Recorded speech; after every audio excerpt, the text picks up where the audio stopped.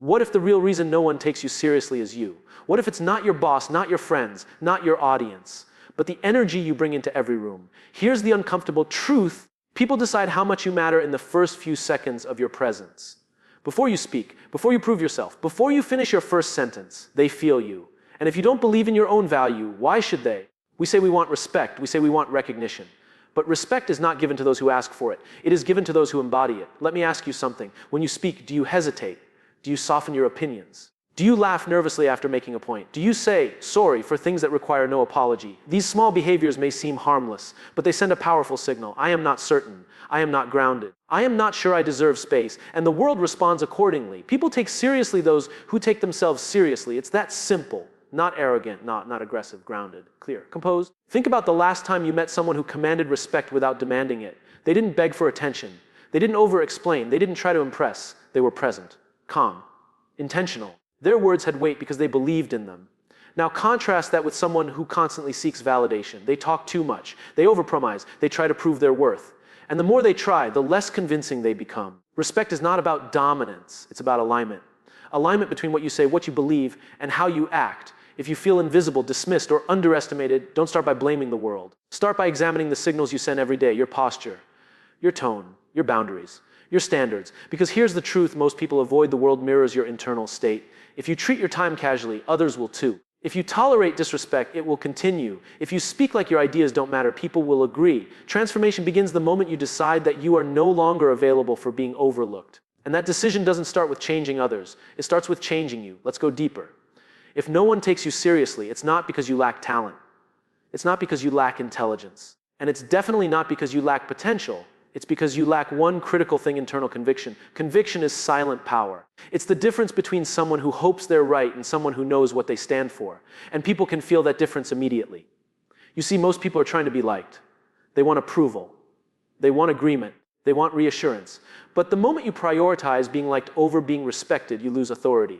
Think about it. When you're in a meeting and someone shares an idea, then immediately says, "But it's probably not that good," what happens? The room dismisses it. Not because the idea lacked value, but because the speaker lacked belief.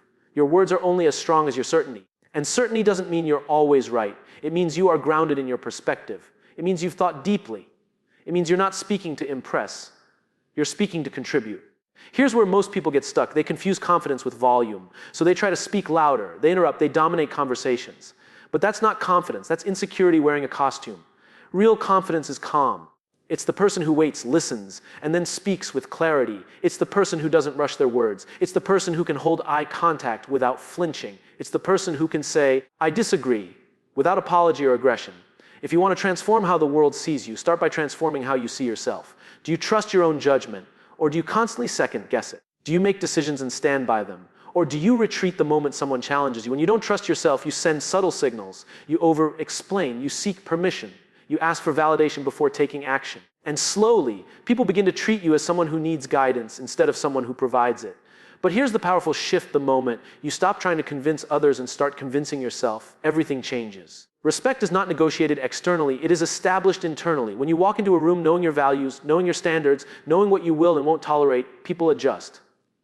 Not because you demanded it, but because you embodied it. Let me tell you a story. There was a young professional who constantly felt overlooked.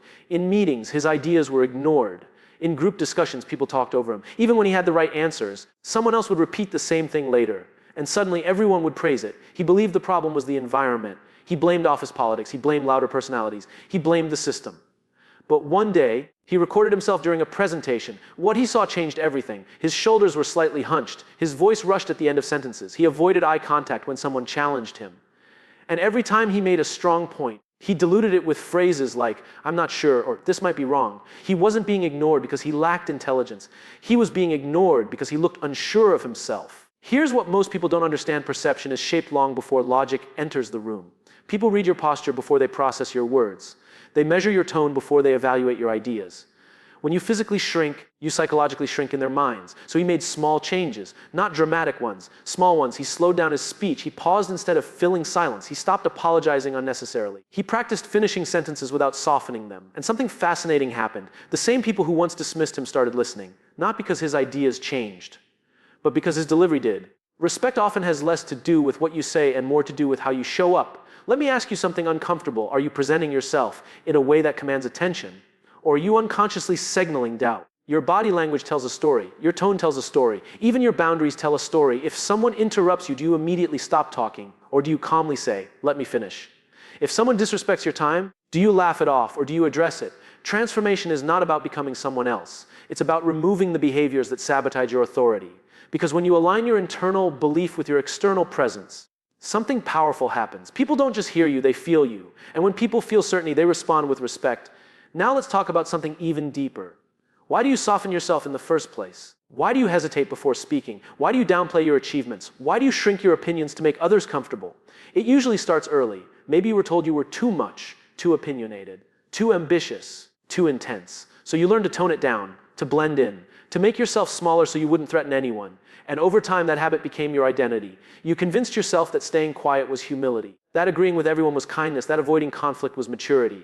But here's the truth: constantly shrinking yourself is not humility, it's fear. Fear of rejection, fear of criticism, fear of being disliked. And here's the paradox: the more you try to avoid rejection, the less seriously people take you. Because respect requires friction, not aggression, not arrogance, but friction. The willingness to hold your ground, the willingness to say, "This is what I believe," the willingness to risk disagreement. Think about the leaders you admire. They are not respected because everyone agrees with them. They are respected because they stand for something. When you don't stand for anything clearly, people don't know where to place you. And when they don't know where to place you, they don't anchor respect to you. You cannot be taken seriously if you are constantly adjusting your values to fit the room. If your opinion changes depending on who's listening, your credibility disappears. Respect grows from consistency. Consistency between your words and your actions, between your boundaries and your behavior, between what you tolerate and what you claim you deserve. Let me challenge you. Where in your life are you saying yes when you mean no? Where are you laughing at jokes that cross your boundaries? Where are you accepting treatment that contradicts your standards? Every time you betray yourself for comfort, you send a message, both to yourself and to others, that your standards are flexible, and flexible standards rarely command serious respect. Transformation begins when you decide that temporary discomfort is worth long-term dignity. When you are willing to disappoint others in order to stop disappointing yourself. Because the moment you stop shrinking to fit expectations, something shifts. You stop asking to be taken seriously. And you start becoming impossible to ignore. There's another layer to this that most people never confront. You say you want to be taken seriously, but are you serious about your own life? Look at your habits. Look at your routines. Look at how you manage your time. Do you show up late and expect to be respected? Do you break promises to yourself and still expect others to trust you? Do you speak about big goals but take small, inconsistent actions? Here's the hard truth: discipline is visible. You may think people don't notice, but they do. They notice who prepares and who improvises carelessly. They notice who follows through and who disappears when things get difficult. They notice who treats commitments as sacred and who treats them as optional. Respect is built on reliability. If you are inconsistent with yourself, the world senses it. If you don't take your responsibilities seriously, people won't take your ambitions seriously either. Think about someone you deeply respect. I guarantee you there is something consistent about them. They do what they say. They show up prepared. They hold themselves to a standard whether anyone is watching or not. That's not talent. That's integrity. And integrity creates weight. It gives your words gravity. When you speak after consistently delivering results, your voice carries proof. When you've demonstrated discipline over time, you don't need to demand credibility. You've earned it. But if you constantly talk about what you're going to do without finishing what you start, your words lose power. Over time, even you stop believing yourself. And when you don't believe yourself, others won't either. Transformation requires a shift from intention to execution. Stop announcing your plans. Start executing them quietly. Stop seeking applause for effort. Seek standards for yourself, because seriousness is not about intensity. It's about commitment. It's waking up on days you don't feel motivated and still doing the work. It's honoring deadlines even when no one is chasing you. It's preparing for opportunities before they arrive. When you operate with that level of discipline, something changes in how people interact with you. They begin to trust you. And trust is the foundation of respect, not charisma, not volume, not popularity, trust. When your actions consistently align with your words, you no longer need to convince anyone of your value. Your behavior does it for you. Now let's confront something even more uncomfortable.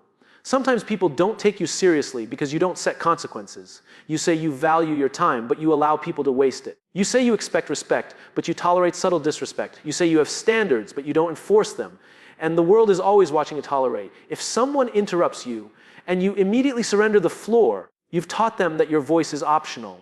If someone repeatedly cancels on you and you respond with, "It's fine," you've taught them that your time has no weight. If someone speaks to you in a dismissive tone and you smile through it, you've taught them how to treat you. Boundaries are not words. They are actions. You don't have to be aggressive. You don't have to be dramatic. But you do have to be clear. Clarity is powerful. When someone interrupts, calmly say, "I wasn't finished." Then continue speaking. When someone disrespects your time, say, "I need notice next time." When someone crosses a line, address it directly and without emotion. Emotion weakens the boundary. Calm strengthens it. The goal is not to control others. The goal is to control what you accept. And here's the shift most people miss. When you enforce boundaries, some people will resist. They will call you difficult. They will say you've changed. They will test you. That's not a sign you're doing something wrong. That's a sign the old version of you is easier to manage. Transformation disrupts comfort. When you stop being endlessly accommodating, you force people to recalibrate how they interact with you. Some will rise to your new standard. Others will fall away. Both outcomes are necessary. Because being taken seriously is not about pleasing everyone. It's about aligning with people who respect strength, clarity, and self-respect.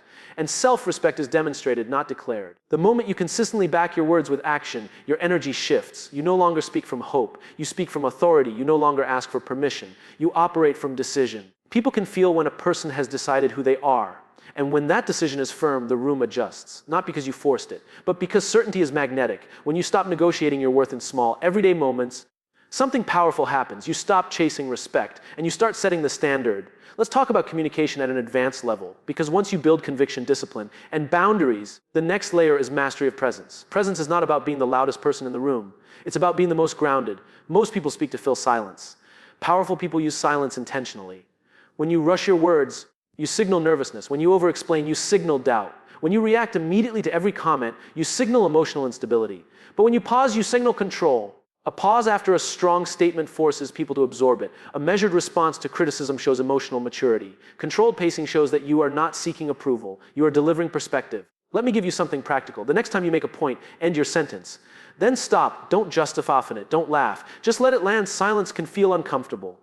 But discomfort often indicates growth. Here's what happens psychologically when you don't rush to fill space, others lean in. They interpret your calm as confidence. They assume there is depth behind your restraint. This is how authority is communicated without dominance. Also, stop saying, "I think," before every idea. Stop saying, "just," when making requests. Stop saying, "sorry," when no apology is required. These subtle words dilute your message. Language shapes perception. If you constantly frame your statements as optional, people treat them as optional. If you frame them as considered perspectives, people evaluate them more seriously. Now, advanced communication also means emotional regulation. If someone challenges you and you react defensively, you lose power. If someone criticizes you and you become visibly shaken, you surrender authority. Strength is not about suppressing emotion. It's about choosing your response. You can say, "That's an interesting point." Even if you disagree, you can say, "Let me think about that." Instead of reacting impulsively, you can maintain eye contact and steady breathing when tension rises. Control over self creates influence over space. When your tone is steady, your body language open, your pace intentional, and your words precise, people sense stability, and people trust stability. Remember this, the person who controls themselves controls the room, not by force, but by presence. When your communication reflects clarity, emotional intelligence, and restraint, something shifts. You don't need to demand attention. Attention naturally moves toward you. Now we move into identity, because at the highest level, being taken seriously is not about techniques. It's about who you believe you are. If deep down you still see yourself as the overlooked one, the underestimated one, the not enough one, your behavior will unconsciously reflect that identity. Identity drives behavior. Behavior shapes perception. Perception reinforces identity. That cycle can either trap you or transform you. Most people try to change how others see them without changing how they see themselves. They adjust posture. They practice speaking skills. They read books on confidence. But inside, they still doubt their worth, and doubt leaks. It leaks through micro-expressions, through tone shifts, through subtle hesitations. So the real question is not, how do I make them take me seriously? The real question is, who do I believe I am when no one is watching? Do you see yourself as someone with value or someone trying to earn it? There's a profound difference. When you believe you must earn basic respect, you negotiate constantly. You overgive, you over-deliver, you overcompensate, you attach your worth to performance. But when you believe you already carry inherent value, you operate differently. You contribute because you choose to, not because you need validation. You speak because you have something meaningful to add, not because you're trying to prove yourself. Serious people take themselves seriously long before the world does. They invest in their growth quietly. They study. They prepare. They reflect. They build competence behind closed doors. Because competence fuels confidence, and confidence rooted in preparation is unshakable. Ask yourself this: if no one applauded you, would you still pursue excellence? If no one noticed your effort, would you still hold your standards? That is identity. When your commitment to growth becomes personal, not performative, your energy changes. You stop casing recognition. You start embodying capability. And capability speaks loudly without noise. At this level, transformation is no longer about fixing weaknesses. It's about reinforcing strengths. It's about leaning into what you do well and sharpening it relentlessly. Because the more competent you become, the less you need approval. And the less you need approval, the more seriously people take you. Not because you asked, but because your identity has shifted from uncertain to undeniable. Now let's confront the final internal barrier, fear of visibility. Sometimes people don't take you seriously because you're hiding. You hold back your strongest ideas. You wait for permission.